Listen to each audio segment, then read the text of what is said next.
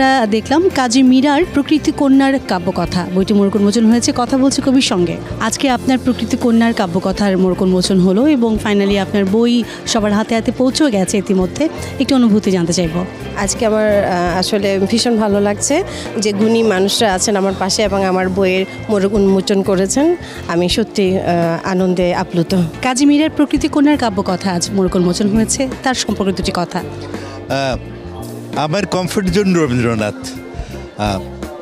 রবীন্দ্রনাথ কিন্তু তার লেখাকে ভাগ করেছে, 5টি ভাগে ভাগ করেছে: প্রেম, প্রকৃতি, স্বদেশ, পূজা, বিচিত্র। কিন্তু আমি সাধারণ অন্য কোনো কবিদের মধ্যে এরকম কখনো দেখি নাই যে আলাদাভাবে প্রকৃতি নিয়ে কোনো সৃষ্টি করা।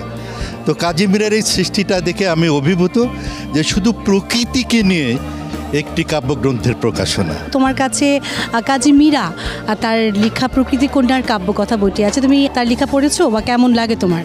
আমার অনেক ভালো লাগে। আমি এই বইয়ের উপরের ছবিটা দেখে আমি খুব পছন্দ করেছি। সুন্দর কবিতা, এজন্য আমার অনেক ভালো লাগে। এত সুন্দর একটি থিম আপনি দিয়েছেন, একটু জানতে চাইবো এই বই এবং কবি সম্পর্কে। আমি মনে করি যে প্রকৃতির সাথে নারীর একটা বিন্যাস, একটি শৈলী কাজ করে, যে শৈলীটি প্রত্যেক মানুষই ভালোবাসে। আর এই বইটির নামকরণ দেখে আমার মাথায় এলো যে প্রকৃতিকে কিভাবে নারী রূপে উপস্থাপন করা যায়। সেই চিন্তা থেকেই আমি পুরো একটি গাছকে এই প্রকৃতির সাথে মিলিয়ে দিলাম, একটা নারীর সাথে সংযোগ করে।